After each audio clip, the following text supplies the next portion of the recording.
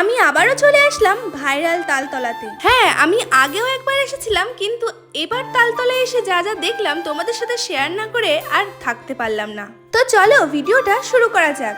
তোমরা এই তালতলাতে কিভাবে যাবে? তো সবার প্রথমে আমরা চলে এসেছি গাংনাপুরের এরুলি বাজার। এবার আমরা মাঝের গ্রামের রাস্তা ধরে সেই তালতলাতে যাব। তো দেখো, গ্রামের সুন্দর প্রাকৃতিক দৃশ্য দেখতে দেখতে আমরা কিন্তু আমাদের গন্তব্যের দিকে এগিয়ে যাচ্ছি।